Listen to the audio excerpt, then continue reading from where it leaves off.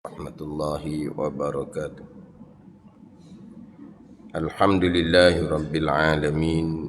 Wassalatu wassalamu ala sayyidil mursalin wa ala alihi wa sahbihi ajma'in. Rabbi syrah li sadri wa yassir li amri wahlul 'uqdatam min lisani yafqahu qawli. Subhanaka la ilma lana illa ma 'allamtana innaka antal alimul hakim.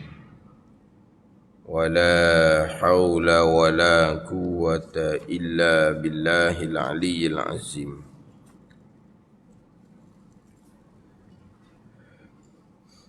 Kitab Penawar bagi Hati, muka surat 31.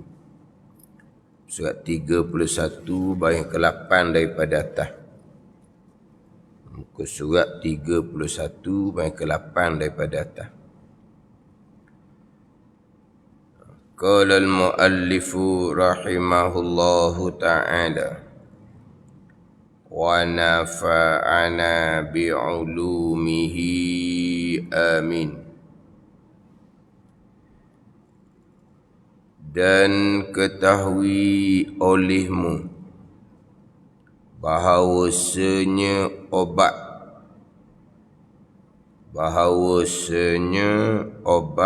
ataupun penawar yang menegah,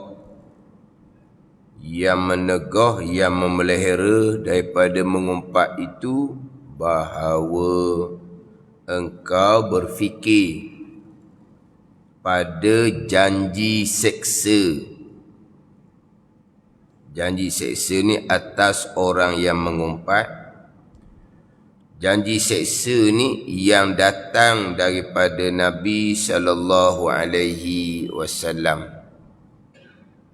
Mana contoh janji seksa? Seperti dipindahkan kebajikan, yakni pahala kebajikan. Orang yang mengumpat dipindah pahala kebajikan orang yang mengumpat, dipindah kepada suratan amal orang yang diumpat. Maka tilik olehmu akan sedikit kebajikan engkau dan banyak umpat engkau. Dan ketahui olehmu bahawasanya obat penawar yang menegahkan daripada mumpat itu, bahawa engkau berfikir pada janji seksa. Pada janji seksa. Tak kena seksa lagi. Seksa tu hari akhirah. Janji seksa.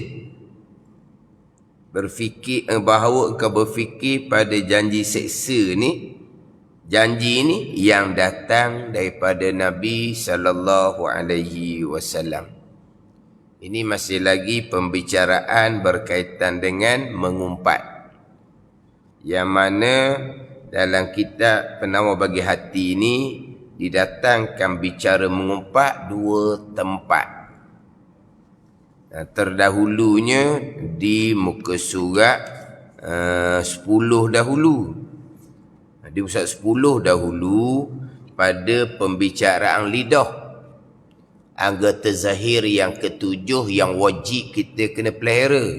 Mata, telinga, lidah, perut, paras, tangan dan kaki. 7 anggota zahir yang wajib kita jaga. Jadi anggota zahir yang ketiga adalah lidah. Pada membicarakan lidah, dibicarakan di antara kebinasaan yang berpunca daripada lidah. Di antaranya adalah mengumpat.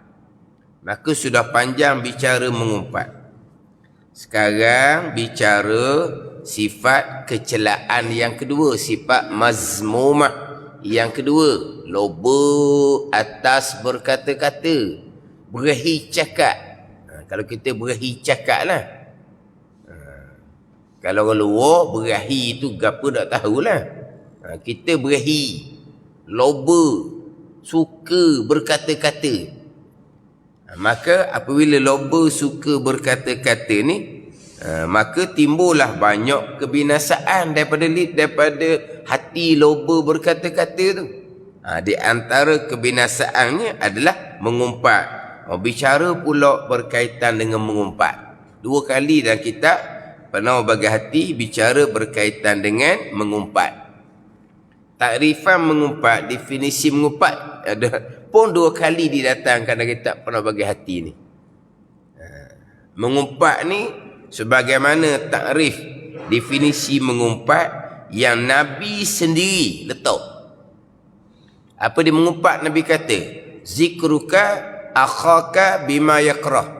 Menyebut oleh engkau akan saudara engkau, saudara agama, dengan barang yang ia benci. Itu mengumpat.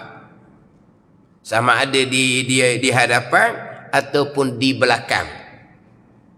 Jangan sesekali letak takrif mengumpat kata sebelah belakang. Tak ada takrif tu.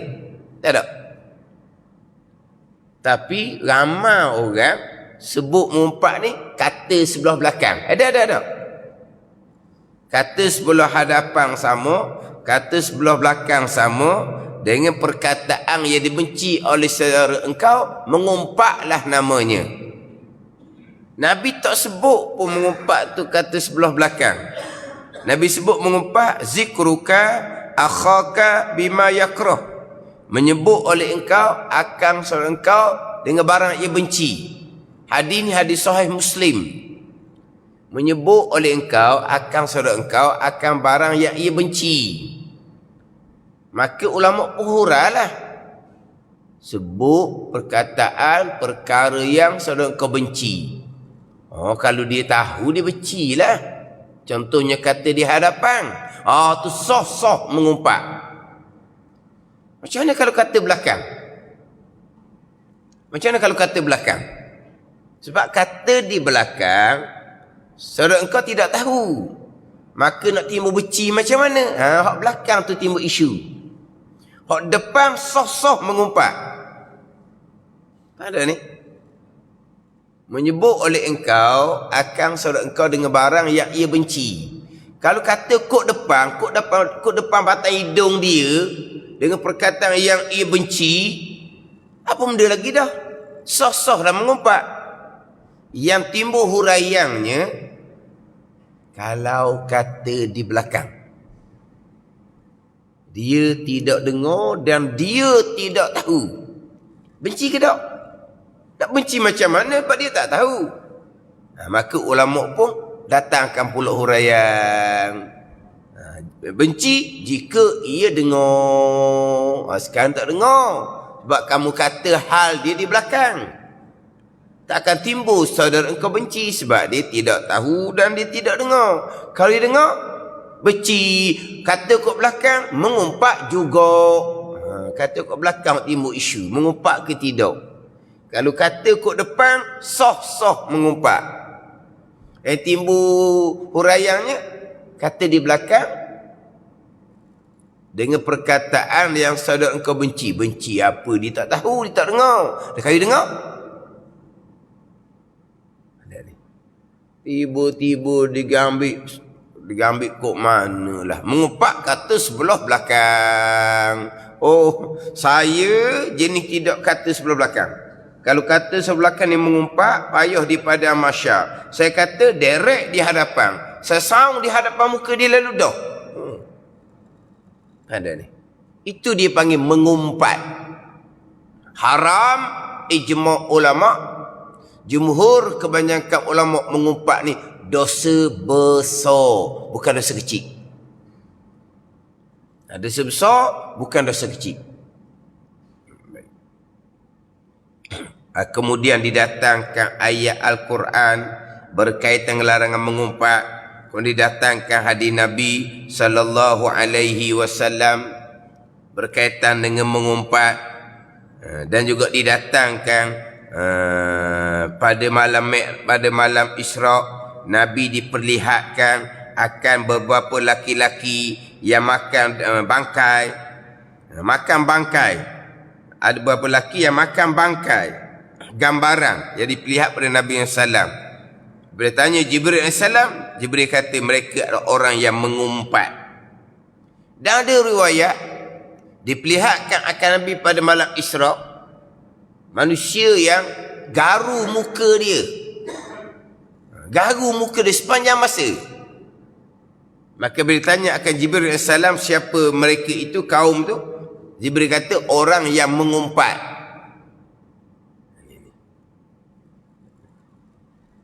Kita ni banyak benda yang kita duduk jaga. Benda haram-haram ni jaga sungguh-sungguh. Tambahan pula kalau haram tu dosa besar, jaga sungguh-sungguh. Tapi mengumpat ni kena mujahadah. Kena mujahadah sungguh-sungguh lah mengumpat ni. Tambahan pula mengumpat ni bukan hanya haram ijma' ulama'. Bukan hanya dosa besar pada kebanyakan ulama'. Kena ingat molek pula dosa dengan anak Adam. Dosa dengan anak Adam. Kesalahan kita sesama kita. Dosa dengan anak Adam, dia ada 5 dosa. Dosa pada agama. Kita mensyirikkan, mengkafirkan orang, membid'ahkan orang, mempasikkan orang, menyesatkan orang lain. Yang sebenarlah ni. Kalau sesat, sungguh sesatlah dianya. Itu dosa pada agama. Yang kedua pada harta. Pada harta ni kita maklumlah. Ambil barang orang, mencuri, hutang orang dengan sengaja tak bayar dan kerana berkemampuan. Dosa kena Adam pada diri. Pada diri ni kita pukul orang, kita tumbuk orang. Itu dosa pada diri. Ni dosa Adam pada maru'ah dia. Pada maru'ah. Menjatuhkan imej dia dengan umpatan, dengan makian, dengan fitnah. Itu dosa Adam. Satu lagi pada kehormatan. Kehormatan ni orang yang berzina dengan isteri orang. Orang yang berzina dengan anak dara orang. Itu pada kehormatan. Dia ada 5 dosa Adam. Dia ada 5 jenis dosa dengan anak Adam. Jadi mengumpat dosa dengan anak Adam. Ini tidak akan diampuni sama sekali. Walaupun dengan haji mabrur. Melainkan minta maaf dengan diumpat. Dan orang yang diumpat memaafkan kita. Kemudian didatangkan pula 6 tempat, 6 keadaan yang mana mengumpat dia dibenarkan pada syarak. Ni jaga molek ni hak dalam kitab Penuh Bagati ni musak 30. 6 tempat diharuskan padanya mengumpat. 6 tempat. Tengok molek hak 6 tempat tu. Mengumpat haram ijma' ulama'.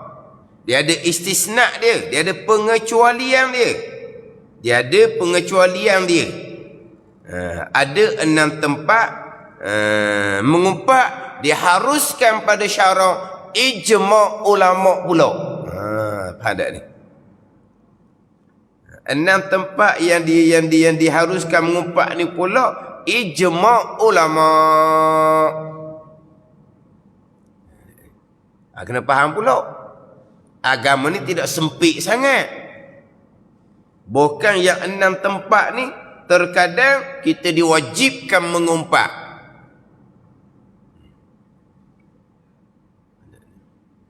Dia mengumpat ni kata huduh. Ada ketika bukan setakat dibenarkan, diwajibkan mengumpat. Nanti dia akan bicara kemudiannya bab memuji. Dia ada bicara memuji.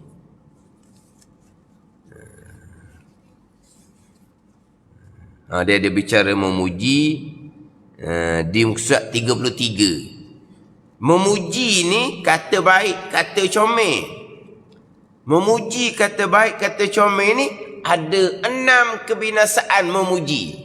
Dan ada memuji yang hukumnya haram. Tengok molek. Mengumpat ada ketika hukumnya wajib. Memuji ada ketika hukumnya haram.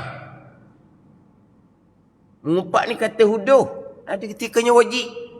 Memuji ni kata comel, kata baik, ada ketikanya haram. 6 kebinasaan di dalam memuji. 6 kebinasaan. Pernah Nabi tengok sahabah memuji sesama sahabah. Nabi SAW bersabda, qad qata'ta unuqa sahibi, sesungguhnya engkau telah memotong leher saudara engkau. Sahabat memuji sahabat yang lain. Nabi bersabda, sesungguhnya engkau telah memotong leher kawan kamu. Potong leher, bunuh maknanya. Apalah potong leher?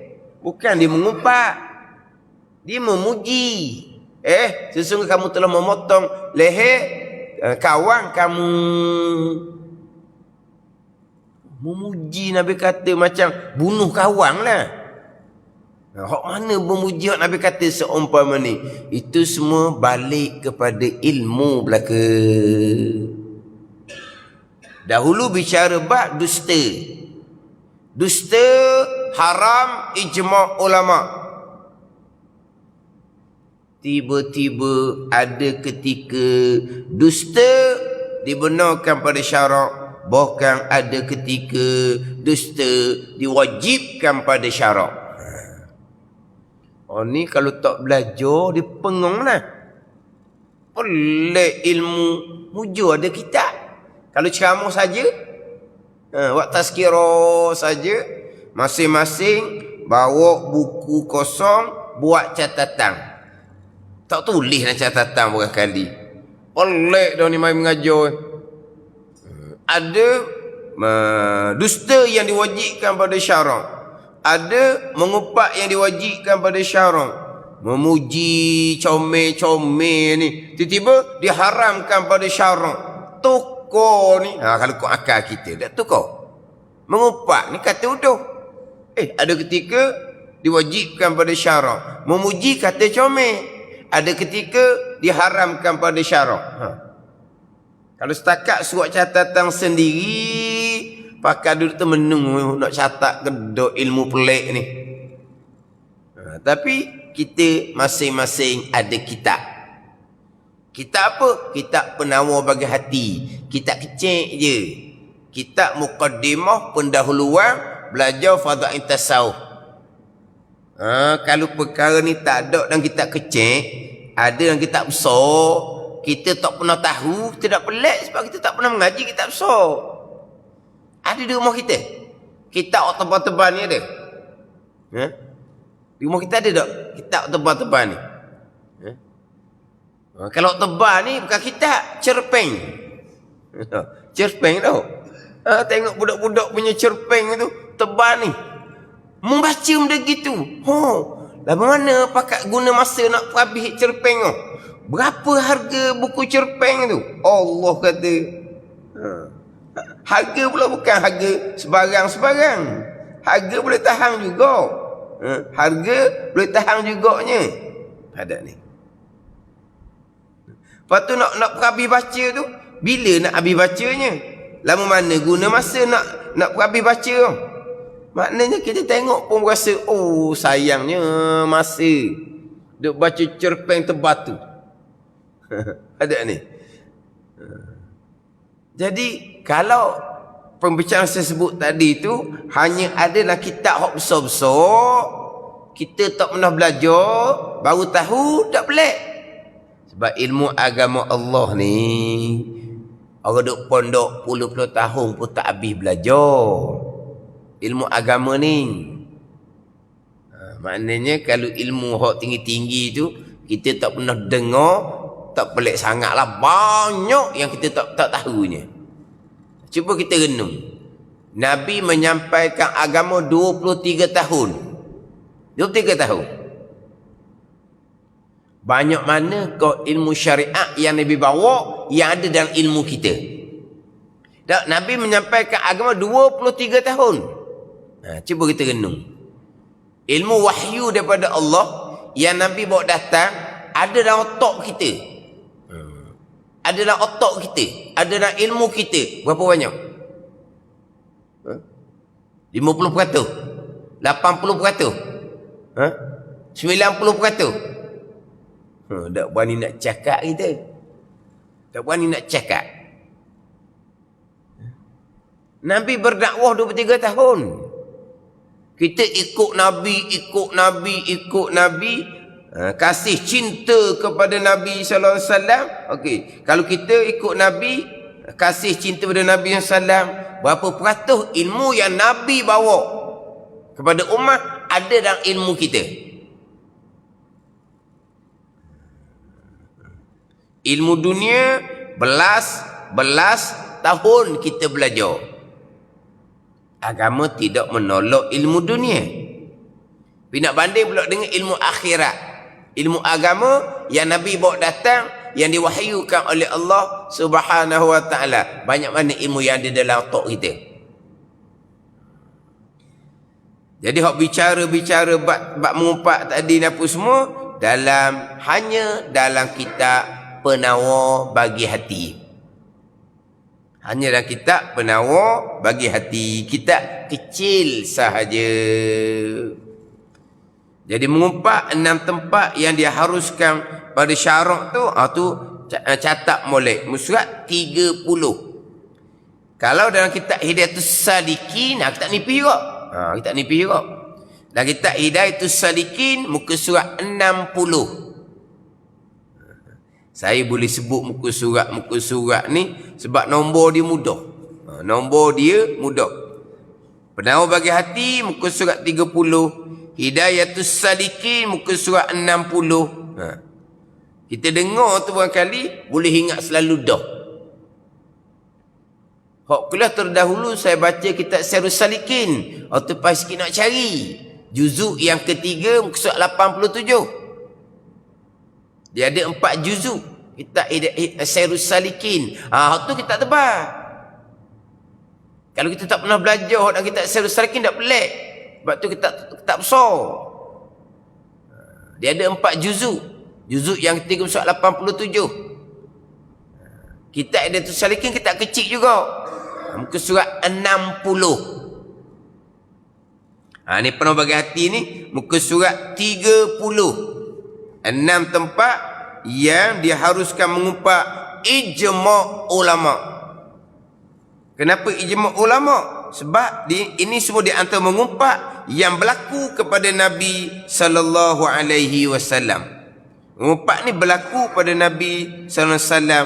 Bila berlaku pada Nabi, maka ijma' ulama mengumpat tu hukumnya dibenarkan pada syarak.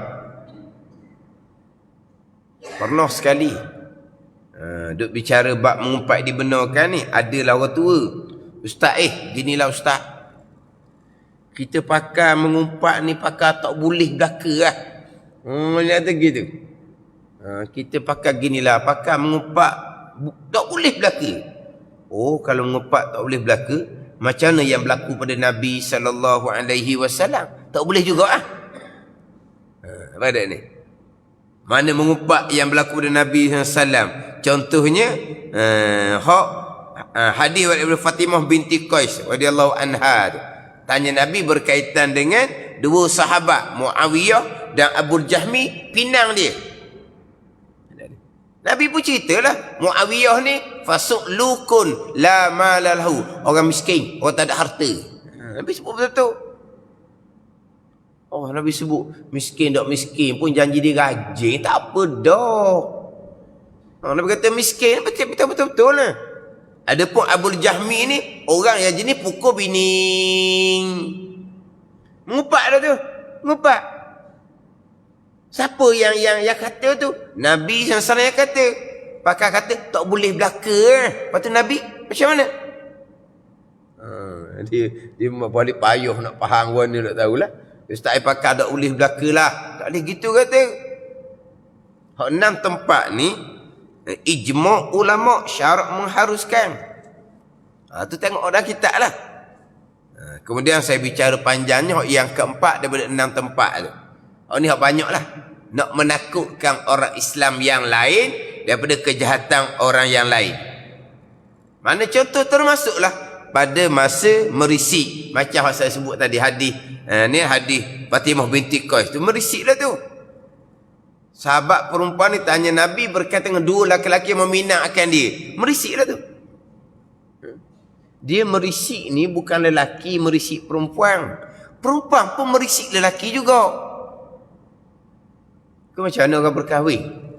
Kan kita ni merisik tau. Orang lelaki lah cara merisik tau. Hak mai ke rumah tu bukan merisik tu, merisik pun dah merisik. Merisik ni tanya senyap-senyap ada merisik. Dia panggil apa tu?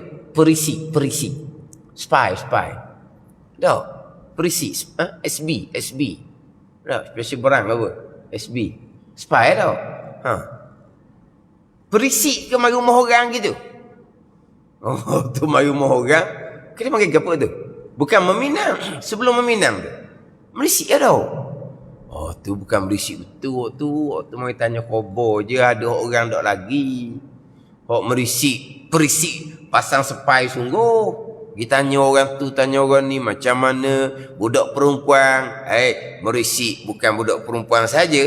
Macam Fatimah binti Qais ni, tanya lelaki yang pinang dia. Mana perempuan merisik lelaki. Macam mana ni? Muawiyah dengan Abu Jahmi ni. Dua meminang ni. Kena-kena dua-dua tu kurang belaka. Muawiyah ni miskin. Abu Jahmi pukul bini. Mungkin Abu Jahmi tu duit banyak. Tapi pukul bini. Muawiyah ni mungkin baik, takkan pukul bini, tapi duit tak ada. Fasulukun la malalahu, Nabi kata. Pakai, tak ada harta, tak ada benda. Kalau nak juga hidup susah dengan dia, menikah lah, maksud dia gitu lah. Sedih dengar tau.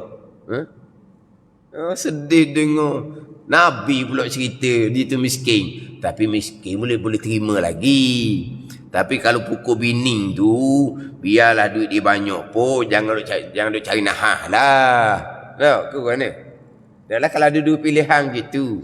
Seorang ni orang yang tak ada duit mana, kerja pun gaji rendah-rendah. Ni pakak besar ni, kereta besar, rumah besar. Tapi dia ni kahwin cak kali dah sebelum ni. Cerai beras sebab apa? Dia bagi pukul bini. Jenis panah barang. Macam mana? Kalau kau perempuan lah. Hak ni baik tapi gaji kecil. Hak ni gaji besar, pakak, tapi hak bini lepas-lepas dah, Allah dia panah barang. Silap sikit, lepas lalu. Nak mana? Nak senang, biarlah kena buku pun tau. Kalau baik, gaji kecil, tak sempat hujung bulan, nikih dah. Sebab hujung bulan mepeh dah. Ke mana? Ke pakai tolak dua-dua. Pakai tolak dua-dua kan. Kau perempuan sekarang kan dia tak mau berkahwin kan. Dia tambuh tunggu suami. Sebab dia ada pendapatan sendiri. Dah dia ada pendapatan sendiri. Pada nikah dengan lelaki hok gaji rendah, lagi makan duit dia pula gajinya. Tambah pula daripada berkahwin dengan orang panah barang, buat sakit tubuh. Ada ni. Akhirnya dia pun jadi andar tu. Tak apalah. Duduk seorang je, nak anak tak ada masalah. Nak anak tak ada masalah. Ambil angkat je lah. Jadi anak susuan. Jadi mahram dia. Oh, susah orang sekarang. Orang moden kan? Sungguh kalau antara dua macam Muawiyah dengan Abu Jahmi tu, hak mana agak hak perempuan tu? Baik, hak kurang duit dah. Janji dia baik dak buku bini ku mana? Orang perempuan pula gaji besar. Dia berkahwin pula dengan lelaki yang gaji rendah. Gaji dia lah buat keluar duit juganya. Kan ada kan? Orang perempuan gaji besar, suami dia gaji kecil. Akhirnya suami duduk di rumah, jaga anak lah. Dah nak suruh isteri berhenti kerja, sayang gaji besar. Lepas tu anak di rumah ni huru-hara. Akhirnya bertukar posisi. Suami jadi suri rumah, isteri jadi yang cari nafkah. Jadi tukar. Apa tak ada orang gitunya? Oh, dikira tak apalah. Hak gaji tak apa. Janji lelaki yang baik. Tapi maknanya merisik. Bukan merisik kata tadi tu. Pergi rumah anak dara tu bukan. Merisik betul-betul ni. Tanya betul-betul. Dia panggil apa? Mengumpat ke tak tu? Memang mengumpat. Tapi kena nyatakan. Macam dalam kitab ni lah. Perempuan tu jahat kelakuan. Dan maka jangan kau berkahwin dengan dia. Dia menyebut ia akan nama kejahatan tu. Oh. Merisik-merisik. Allah, budak puang tu. Budak tak bagus. Jangan duk kahwinlah dengan dia. Keluarga dia pun. Keluarga hok jenis. Agama ni kurang sangat. Mengumpat ke tak? Memang namanya mengumpat. Tapi syarak membenarkan. Merisik pula. Budak lelaki pula. Oh, tak usah duk kahwin dengan dia lah. Budak lelaki tu main barang. Contohnya. Oh, janganlah budak lelaki tu. Budak lelaki tu perangai dia begini. Ni cerita betul ni. Jangan fitnah. Jangan fitnah pula. Nak wish supaya tak jadi. Sebab dia nak masuk dia. Tu lain tu. Tu haram besar-besar. Fitnah tu haram besar-besar. Babi fitnah. Dia deki supaya tak jadi. Supaya tak jadi. Kemudian dia nak masuk dia lah pulaknya. Budak perempuan tu tak bagus. Anak saya bagus. Budak lelaki tu jangan menikah dengan dia lah. Anak lelaki saya bagus. Dia nak masuk dia. Tu bukan tu. Tu bukan. Tu fitnah. Tu dosa besar. Ni cerita betul-betul ni. Dia memperingatkan orang Islam yang lain tu luah lah. Pada ni.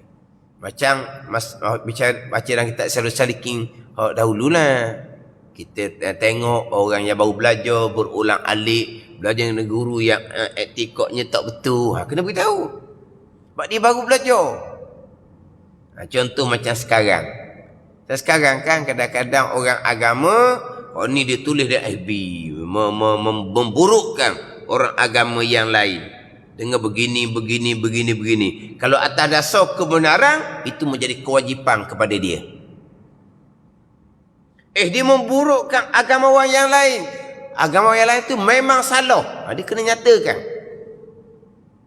Tapi yang dikatakan salah, dia nyatakan salah. Yang dikatakan salah tu kata dia betul. Dia pun balas rakyat biasa pula. Menyalahkan yang satu lagi. Kalaulah antara dua pihak ni saling salah menyalah. Hak ni kata dia betul, hak tu salah. Hak ni dia kata dia betul, hak ni salah. Maka yang betul sungguh itu mengumpat yang dibenarkan. Kalau dia yang salah itu menyesatkan yang hukumnya haram. Antara dua tu je. Tapi masalahnya sekarang dua-dua betul belaka dakwaan. Ni ngaku betul, ni ngaku betul. Hak betul yang sebenar. Dia pun menceritakan keburukan kesesatan pihak yang lain. Itu bukan setakat dibenarkan pada syarak. Bahkan dia yang mengetahui diwajibkan pada syarak. Yang tak sebenar, tiba-tiba dia mengaku dia sebenar, dia nak menyesatkan orang lain. Itu lagi berat. Itu lagi berat. Tapi persoalannya antara dua tu lah. Mesti dia mengaku dia betul belaka. Tu kita balik pada ilmu yang kita pelajari. Gitu je. Jadi kalau kita kata kok, macam mana orang agamawan, dua pihak saling buruk memburuk. Salah menyalah. Macam seolah-olahnya, hak ni kata hak ni sesat, hak ni kata hak ni sesat. Itu semua umpatan belaka. Tapi kalau dia betul jalan sebenar, itu umpatan yang dibenarkan pada syarak, bukan diwajibkan pada syarak. Kalau dia tidak sebenar, dia nak menyesatkan orang yang lain, itu lagi besar dosa.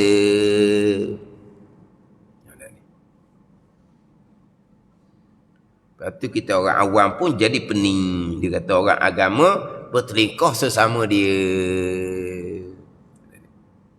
Untuk menegakkan kebenaran, untuk memperingatkan orang Islam yang lain daripada kejahatan dianya. Hak tu di antara mengumpat yang dibenarkan pada syarak, bukan terkadang diwajibkan pada syarak. Dan sekarang ni kadang-kadang takut orang yang baru-baru nak belajar lah. Betul kita Syarul Salikin tu disebut dengan contoh pergi datang oleh orang yang baru belajar kepada guru yang iktikadnya salah. Tu contoh dalam Syarul Salikin. Pasal 87 tu lah. Orang baru belajar ni masalah. Orang baru belajar ni tak boleh nak nilai. Ada orang yang agak tergesa-gesa, terlompat-lompat. Kemudian tergesa-gesa, terlompat-lompat, cepat pula rekening, cadang. Kalau hak dia rekening tu betul, alhamdulillah, pahala dia banyak. Kalau dia rekening tu salah, yang rekening tu salah, macam mana pula? Tanggung dosa lah nanti yang rekening tu. Sebab ada orang ni bagus nak loba ni, tapi kena secara cermat molek. Sebab sekarang ni orang boleh mengaku belaka. Orang boleh mengaku belaka. Mengaku pondok apa semua. Mengaku mengaji ni satu-satu tuan guru yang besar-besar. Tapi apabila ditanya kepada murid-murid kanan tuan guru, ya ke ni anak murid tu guru? Tak kenal pun. Ni dia masalah. Ada ni. Orang sekarang ni kan kadang-kadang dia nak dah orang-orang pondok. Orang mengaku pondok pun ada. Orang duduk pondok pun ada, bukan tak ada. Tapi pondok lama mana? Pondok lama mana? Tu banyak. Pondok ni dia tak ada CJ. Pondok tak ada CJ, bukan macam sekolah senang. Dia apa? Sarjana muda apa? Bidang apa? Pondok tak ada. Tak ada keluar CJ, duduk pondok 5 tahun. Markah dia A campur. Tak ada. Duduk pondok 10 tahun. Tok Guru pun tulis buat CJ. Markahnya A capur. Betul? Adakah banyak capur tu? Tak ada. Duduk setahun pun panggil budak pondok. Duduk 5 tahun pun panggil budak pondok. Duduk 10 tahun pun panggil budak pondok. Belajar betul-betul pun panggil budak pondok. Pakai duduk kelo je pondok, panggil budak pondok juga. Paduk kelo jamu je. Suka kawan dengan budak pondok gitu. Sebab apa? Dia bagi masuk. Kita paham makan dengan dia. Sambil-sambil kita ni bawa bahan tu. Dia bagi masuk. Belajar kedok, tak belajar mana? Masuk, makan, tidur. Masuk, makan, tidur. Cuma duduk pondok ni berjemaah wajib. Tak naik berjemaah kena denda. Tu je. Janji berjemaah naik selamatlah. Belajar, orang belajar banyak, dia belajar sebuah 2 buah je sehari. Kerja dia sembang. Ada jadi gitu. Pak ketua duduk pondok tapi tak ada ilmu lah. Sebab dia malas belajar. Ada pula orang macam ni, Allah Tuhan wiki dia ujian. Buka kitab je dia lena. Buka kitab je dia jenera. Dia kata macam mana? Buka kitab je jenera. Dia bukan buat pada ni. Dia bukan malas.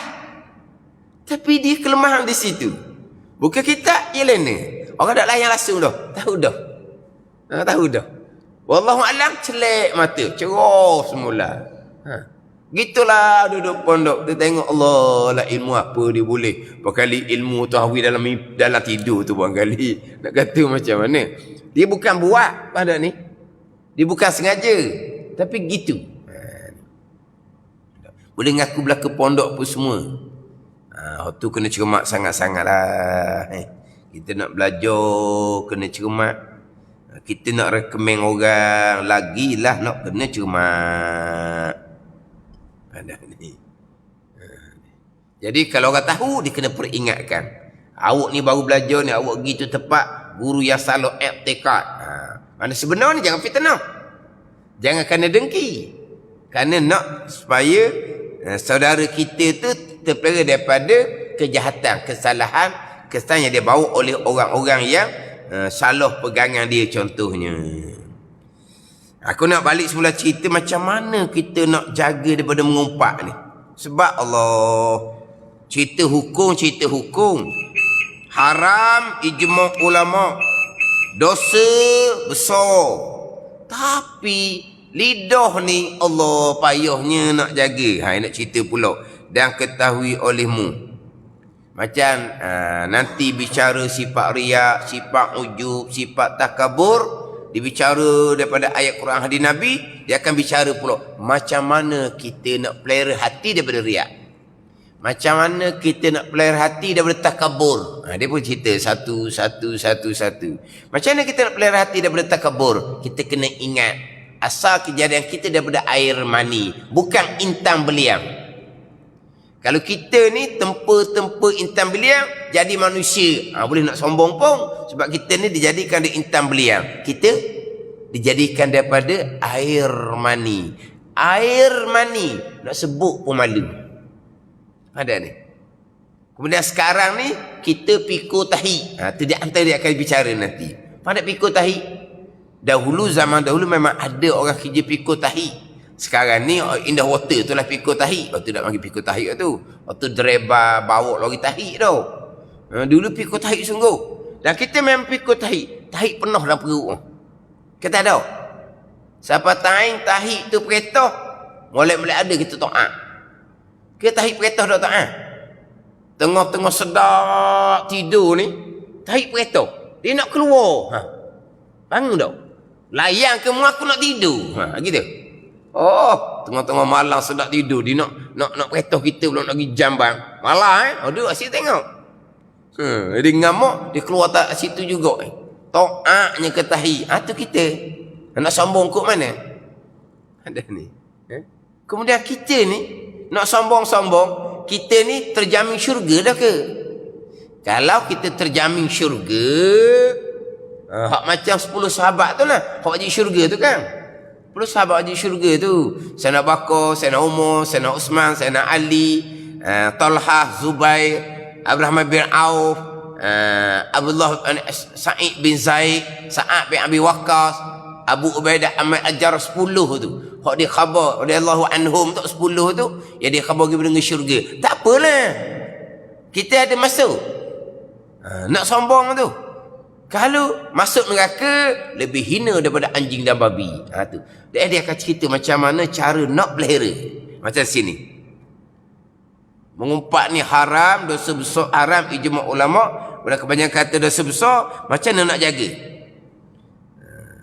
Dan tahu ulama bahawa ubat yang menegah dari mengumpat itu bahawa engkau berfikir pada janji seksa di hari akhirah atau orang mengumpat. Janji seksa ni yang datang daripada Nabi sallallahu alaihi wasallam. Mana contoh janji seksa? Banyak janji seksa ni. Didatangkan satu contoh. Satu contoh janji seksa ni sudah memada. Sudah padang dah. Sudah memada dah. Pada ni sudah memada dah. Hak janji seksa contoh ni. Mana? Seperti dipindahkan kebajikan orang yang mengumpat pada suratan amal orang yang diumpat. Tu janji seksa apa gitu? Dipindahkan pahala. Seksa lah tu. Habis pahala masuk neraka lah jawapan dia. Ada ni. Oi, pahala dia banyak. Walaupun pindah pahala pun. Sampai masa timbang, berat belah kanan lagi. Tapi oleh kerana sebahagian pahala sudah dipindah pada yang diumpat, masuk syurga. Tapi darajah paling bawah pula. Seksa lah tu. Allah sepatut dapat darjah tinggi. Tapi pahala dipindahkan kepada kebajikan orang yang diumpat. Seksa lah tu. Yang sebenarnya kita pahala kurang. Bila pahala kita dipindah kepada suratan amal kebajikan orang yang diumpat. Sebab ini semua ni pada masa hisab ni. Kita, akidah kita kan. Selepas dia berhimpun di mahsyar, ada syafa'atul uzma, atau tengaji dan bab akidah. Kemudian masing-masing akan terima suratan amalan. Masing-masing akan membaca suratan amalan. Masing-masing terima suratan amalan. Masing-masing akan membaca suratan amalan masing-masing. Walaupun atas dunia ni dia buta huruf, tak pandai membaca sekalipun, dia boleh baca suratan amalan dia. Lepas baca suratan amalan, dihisapkan. Hisap ni takut Hisab ni takut. Lepas hisab barulah mizan ditimbang. Maknanya lepas terima suratan amalan, kalau suratan tu timbang lalu dah, boleh katakan banyak kebajikan lah, boleh masuk syurga. Tapi tak. Terima suratan amalan, baca suratan amalan, bukan terus timbang. Hisab dahulu, timbang kemudian.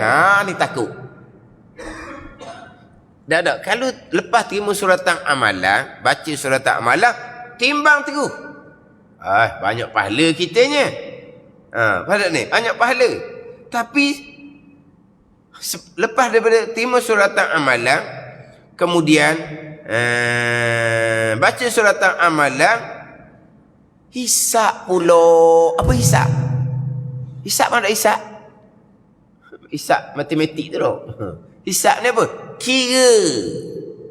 Masa ni lah. Orang yang mengumpat, pahala kebajikan dia akan dipindahkan kepada pahala suratan amal orang yang diumpat. Ada ni. Kalau ditanya akan Nabi SAW pula, macam mana jika dia habis dah pahala kebajikan? Tak ada dah pahala kebajikan. Dah pahala dia habis dah ni. Nak pindah macam mana? Nabi pun jawab, dia ambil dosa kejahatan dia, dia ambil dosa kejahatan orang yang diumpat, dimasukkan ke dalam suratan kejahatan orang yang mengumpat. Sekarang dipindahkan pahala kebajikan kepada suratan amal orang yang diumpat. Kalau yang mengumpat tu ada pahala kebajikan, kalau yang mengumpat tak ada pahala kebajikan, sahabat tanya Nabi, Nabi SAW pun jawablah, dosa orang yang diumpat akan dimasukkan di catatan kejahatan orang yang mengumpat. Pahala tak ada dah, dosa bertambah banyak, neraka bertambah lama. Ini janji seksa. Jadi neraka dia tu neraka dah dengan dosa dia lakukan, tambah lama lagi nerakanya dengan kerana dosa orang yang diumpat dipindahkan kepada catatan kejahatan orang yang mengumpat. Ada ni. Kalau katalah oleh kerana dosa orang yang diumpat dipindahkan ke dalam catatan dosa orang yang mengumpat, kena tambah, kita kata ni, tambah lebihnya dalam neraka 1 hari. Contoh 1 hari, contoh ni, 1 hari dalam ayat dalam surah Al-Hajj ayat 47, wa inna yawman inda rabbika ka alfi sanatin mimma ta'uddun. 1 hari di sisi kau ya Muhammad dari akhirah seperti 1000 tahun hari dunia yang kau hitung.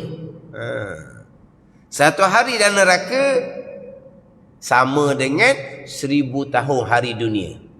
Faham tak ni? 1 hari hari neraka, hari akhirat, 1000 tahun hari dunia.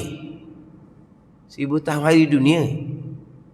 Kalau sehari hari dunia pun padan dah, ni neraka ni. Apa? Dosa orang yang diumpat dimasukkan dalam catatan orang yang mengumpat. Mana? Ada kena fikir ni. Aku nak mengumpat ni, pahala kebajikan pindah pada orang yang diumpat. Habis pahala kebajikan sendiri, dosa yang diumpat masuk pada catatan jahat orang yang mengumpat. Ada ni. Sebab itulah kata Abdul Al-Mubarak. Kata Abdul Al-Mubarak ni, lau kuntu murtaban ahadan la akhtabtu walidayya li'annahuma ahakku bihasanati.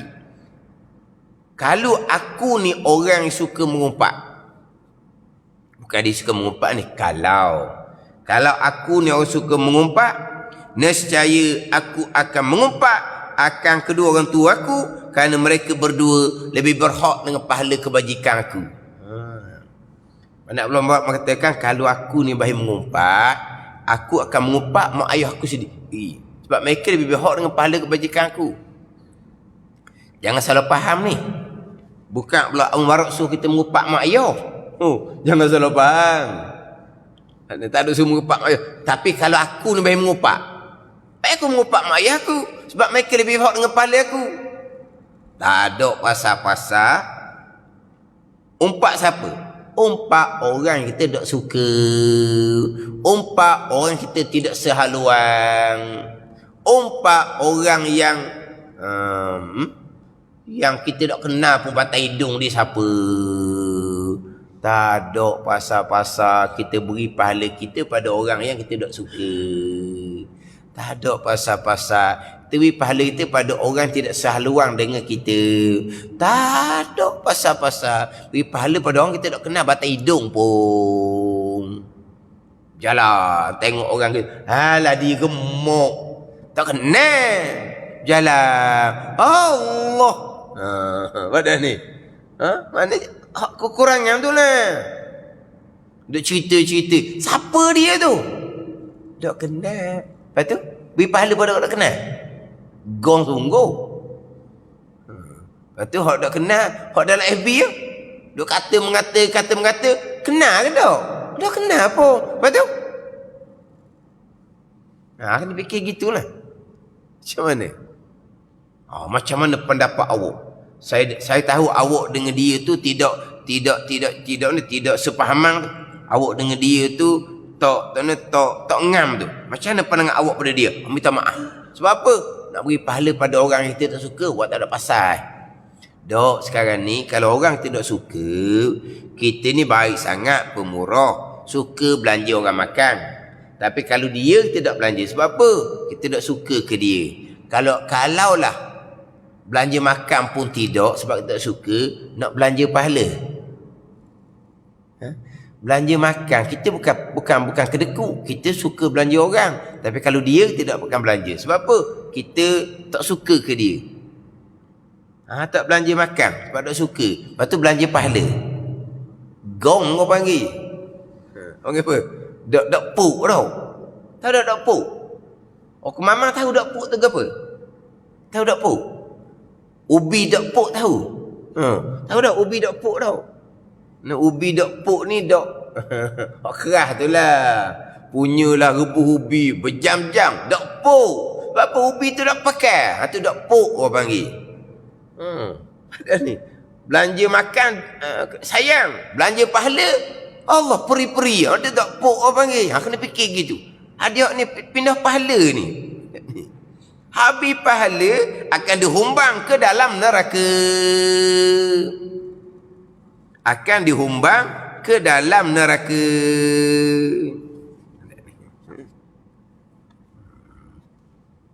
Hak Nabi sebut orang muflih tu lah. Orang muflih tu di hari akhirat. Nabi tanyalah sahabat. Hadis tu hadis riwayat Imam Muslim juga. Atadruna manil muflisu? Adakah engkau mengetahui siapa muflih? Muflih kok. Sahabat jawablah. Al-muflisu inda fina mala dirhamalahu wala mata. Macam kita lah. Muflih ni orang tak ada benda dah lah.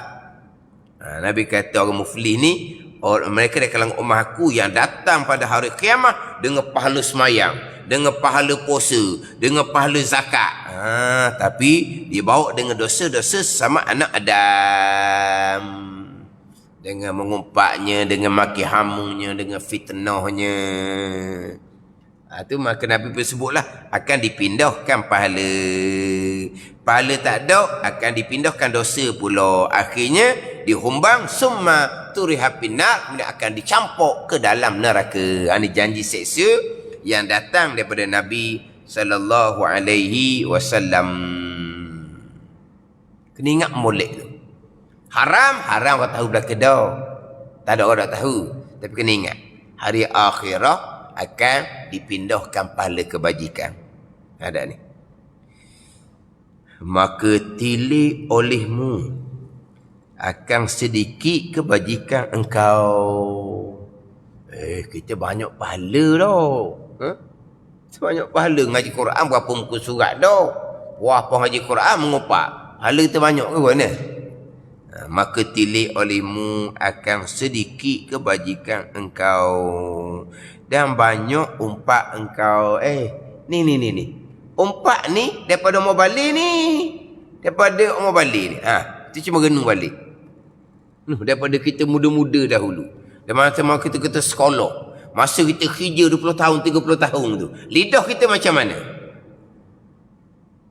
Ini bukan cerita hari tua ni. Cerita daripada balik.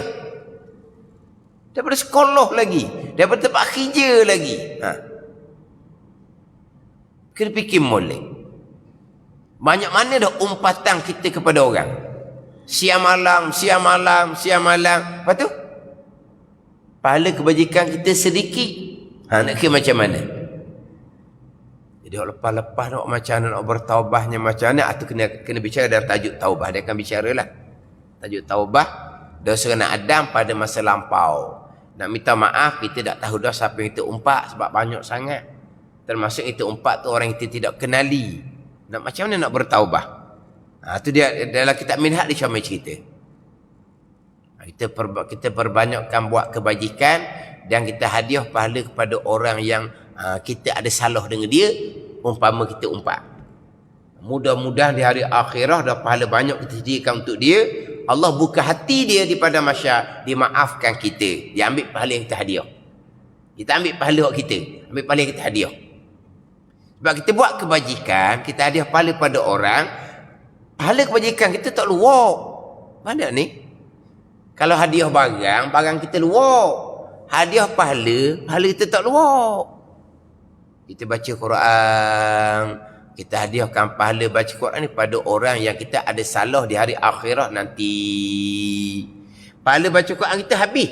Tak gerak.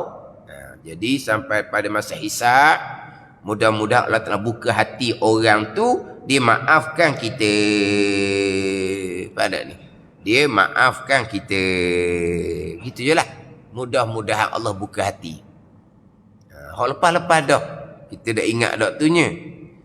Maka tilik olehmu akan sedikit kebajikan engkau dan banyak umpak engkau.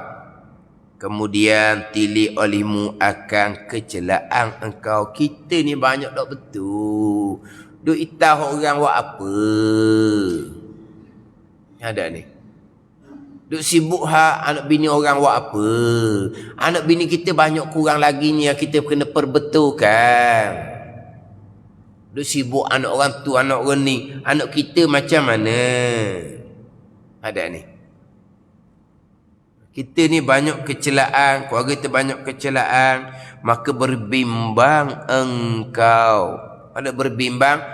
Berbimbang ni apa? Masghul dipanggil, bersibuk.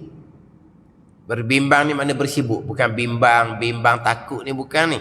Bermakna bersibuk engkau dengan diri engkau lebih baik daripada berbimbang dengan diri orang lain. Duk sibuk orang lain buat apa? Kita berbimbang, bersibuk akan diri kita sendiri. Ada ni. Kita tilik diri kita sendiri, kita berbimbang akan kecelaan diri kita sendiri. Amal kita tak banyak, dosa kita banyak, zahir kita pun terkadang tak boleh nak pelihara, hati kita pula liar, riak wujud tak kepada hati kita pun payah lagi nak kawannya. Kita berbimbang, bersibuk hal diri kita sendiri. Jangan duk sibuk hal orang lain, tak ada kena-mengena mereka dengan kita. Kalau mereka buat kesalahan, kita beri nasihat sahaja. Beri nasihat supaya sama-sama berubah jadi baik. Setakat tu je. Nak kata-kata pada orang tak perlu. Pada ni. Melainkan kalau keburukan kejahatan dia merosakkan orang lain, barulah kita boleh beritahu. Beringat dengan dia tu. Dia tu perangai dia dah. Bila baik, dia akan berhutang. Bila dapat berhutang, dia akan lari, tak akan bayar hutang. Itu tak apa. Bukan itu syarat membenarkan. Sebab kita nak jaga orang Islam yang lain daripada keburukan dia. Tapi kalau keburukan dia saja, tak ada kena-mena dengan orang lain, kenapa kita nak sibuk? Kita bersibuk dengan kekurangan, kecelaan, keburukan yang banyak pada diri kita sendiri.